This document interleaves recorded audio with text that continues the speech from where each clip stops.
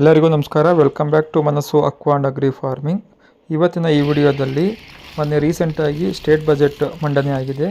ಈ ಒಂದು ಸ್ಟೇಟ್ ಬಜೆಟಲ್ಲಿ ಮೊನ್ನೆ ಸಿದ್ದರಾಮಯ್ಯನವರು ಒಂದು ಸರ್ಕಾರ ಒಂದು ಮೀನು ಕೃಷಿಗೆ ಯಾವ್ಯಾವ ರೀತಿಯ ಒಂದು ಸವಲತ್ತನ್ನು ಒದಗಿಸಿದೆ ಅನ್ನೋದ್ರ ಬಗ್ಗೆ ತಿಳಿತಾ ಹೋಗೋಣ. ಸೊ ನಾನು ಸ್ಟೇಟ್ ಬಜೆಟ್ ಥ್ರೂ ಹೋದೆ. ಸೊ ಏನಾದರೂ ಮೀನುಗಾರಿಕೆ ಇಲಾಖೆಗೆ ಏನಾದರೂ ಈ ಒಂದು ಬಜೆಟಲ್ಲಿ ಉಪಯೋಗ ಆಗೋವಂಥದ್ದು ಇದೆಯಾ ಅಂತ ಹೇಳ್ಬಿಟ್ಟು ಚೆಕ್ ಮಾಡ್ತಾ ಬಂದಾಗ ಸೊ ನನಗೆ ಫಸ್ಟ್ ಅನಿಸಿದ್ದು ಮೀನುಗಾರಿಕೆ ಸಲಕರಣೆಯ ಕಿಟ್ಟನ್ನು ಕೊಡ್ತಾ ಇದ್ದಾರೆ. ಸೊ ಅದರಲ್ಲಿ ಅಂದರೆ ಮೊದಲಿಂದನೂ ಇತ್ತು. ಸೊ ಅದರದ್ದು ವ್ಯಾಲ್ಯೂ ಫಸ್ಟು 10,000 ಇತ್ತು ಕಿಟ್ಟು. ಸೊ ಈಗ ಅದರ ವ್ಯಾಲ್ಯೂನ 20,000 ಮಾಡಿದ್ದಾರೆ. ಸೊ ಅಂದರೆ ನನ್ನ ಅನಿಸಿಕೆ ಪ್ರಕಾರ ಕೆಲವೊಂದು ಇನ್ಸ್ಟ್ರೂಮೆಂಟ್ಸ್ಗಳನ್ನ ಮೇ ಬಿ ಆ್ಯಡಪ್ ಮಾಡಿರಬೇಕು ಅದರಲ್ಲಿ. ಮತ್ತು ಅದನ್ನು ಬಿಟ್ಟು ಮುಂದೆ ಬಂದರೆ ಸಮುದ್ರ ಕೃಷಿಗೆ ಸಂಶೋಧನಾ ಕೇಂದ್ರ ಅಂತ ಹೇಳಿದ್ದಾರೆ. ಸೊ ಇದು ಒಳನಾಡು ಫಾರ್ಮರ್ಸ್ಗೆ ಅಷ್ಟಾಗಿ ಉಪಯೋಗ ಆಗಲ್ಲ. ಇದೇನಿದ್ರು ಸಮುದ್ರ ಕೃಷಿ ಮಾಡ್ತಾರಲ್ಲ, ಸೊ ಅವ್ರಿಗೆ ಉಪಯೋಗ ಆಗುತ್ತೆ. ಮತ್ತು ಇನ್ನೊಂದು ಮತ್ಸ್ಯದರ್ಶಿನಿ ಮಾರುಕಟ್ಟೆಗಳ ಸ್ಥಾಪನೆ ಅಂತ ಹೇಳಿದ್ದಾರೆ. ಸೊ ಇದು ಮತ್ಸ್ಯದರ್ಶಿನಿಯಿಂದ ಯಾರಿಗೆ ಉಪಯೋಗ ಆಗುತ್ತೆ ಅಂತಂದರೆ ಅಲಂಕಾರಿಕ ಮೀನುಗಳನ್ನ ಯಾರು ಮಾಡ್ತಾರೋ ಅವರು ಹೋಗಿ ಪ್ರದರ್ಶನಕ್ಕಿಟ್ಟು ಅಲ್ಲಿ ಸೆಲ್ ಮಾಡೋವಂಥ ಕೆಲಸ ಮಾಡ್ಬೋದು.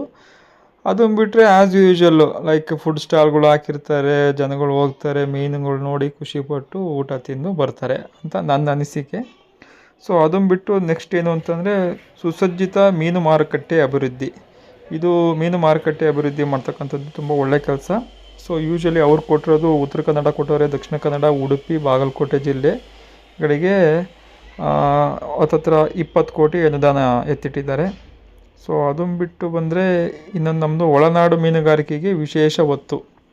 ಸೊ ಇಲ್ಲಿ ನಾವು ಬರ್ತೀವಿ. ಇಲ್ಲಿ ಏನು ಹೇಳಿದ್ದಾರೆ ಅಂದರೆ ಗ್ರಾಮೀಣ ಪ್ರದೇಶಗಳ ಉದ್ಯೋಗ ಸೃಷ್ಟಿ ಮತ್ತು ಆಹಾರ ಭದ್ರತೆಗೆ ಒಳನಾಡು ಮೀನುಗಾರಿಕೆಯನ್ನು ಉತ್ತೇಜಿಸಲಾಗುವುದು. ಸೊ ಯಾವ ರೀತಿ ಉತ್ತೇಜಿಸ್ತೀವಿ ಅಂತ ಹೇಳಿಲ್ಲ, ಉತ್ತೇಜಿಸಲಾಗುವುದು ಅಂತ ಹೇಳಿದ್ದಾರೆ. ನದಿ, ಕೆರೆ, ಕೃಷಿ ಹೊಂಡ ಹಾಗೂ ಜಲಾಶಯಗಳಲ್ಲಿ ಮೀನು ಉತ್ಪಾದನೆ ಹೆಚ್ಚಿಸಲು ಮೀನುಗಾರರಿಗೆ ಆಧುನಿಕ ತಂತ್ರಜ್ಞಾನ ತರಬೇತಿ ನೀಡಲಾಗುವುದು ಅಂತ ಹೇಳಿದ್ದಾರೆ. ಸೊ ತರಬೇತಿ ಆ್ಯಕ್ಚುಲಿ ಜಾಸ್ತಿ ಏನೋ ಒಂದು ಟ್ರೈನಿಂಗ್ ಸೆಷನ್ನ ಕಂಡಕ್ಟ್ ಮಾಡಬೇಕು. ಬಟ್ಟು ನನಗನ್ಸಿಕೆ ಪ್ರಕಾರ ಟ್ರೈನಿಂಗ್ ಸೆಷನ್ಸ್ ಎಲ್ಲ ತುಂಬ ಕಮ್ಮಿ ಕಂಡಕ್ಟ್ ಮಾಡ್ತಿದ್ದಾರೆ. ಸೊ ಇದು ಒಳ್ಳೆಯದು. ಬಟ್ ಇದರಿಂದ ಅಷ್ಟು ಅಂದರೆ ರೈತರಿಗೆ ಯಾವ ರೀತಿ ಕೃಷಿ ಮಾಡ್ಬೋದು ಅಂತ ಹೇಳ್ತಾರೆ ಅಷ್ಟು ಬಿಟ್ಟರೆ, ಬಟ್ ಅಪಾರ್ಟ್ ಫ್ರಮ್ ದಟ್ ಏನು ಅಂದರೆ ಸಬ್ಸಿಡಿ ಥರ ಆ ಥರ ಏನೂ ಹೆಲ್ಪ್ ಆಗ್ತಿಲ್ಲ ಅಂತ ನನ್ನ ಅನಿಸಿಕೆ. ಇದಿಷ್ಟು ಸಿದ್ದರಾಮಯ್ಯವರ ಬಜೆಟಲ್ಲಿ 2026ರಲ್ಲಿ ಮೀನುಗಾರಿಕೆಗೆ ಸಂಬಂಧಪಟ್ಟಂಥ ವಿಚಾರ. ಸೊ ಇದನ್ನು ಬಿಟ್ಟು ಬೇರೆ ಏನಾದರೂ ಇದ್ದರೆ ನೀವು ಕಮೆಂಟ್ ಮುಖಾಂತರ ತಿಳಿಸ್ಬೋದು. ಎಲ್ಲರಿಗೂ ಧನ್ಯವಾದಗಳು. ಸೊ ನನ್ನ ಈ ಒಂದು ವಿಡಿಯೋ ನಿಮಗೇನಾದರೂ ಇಷ್ಟ ಆಗಿದರೆ ದಯವಿಟ್ಟು ನನ್ನ ಚಾನಲನ್ನು ಸಬ್ಸ್ಕ್ರೈಬ್ ಮಾಡಿ.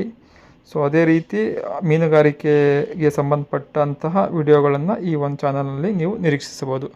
ಎಲ್ಲರಿಗೂ ಧನ್ಯವಾದಗಳು. ಯುಗಾದಿ ಹಬ್ಬದ ಶುಭಾಶಯಗಳು.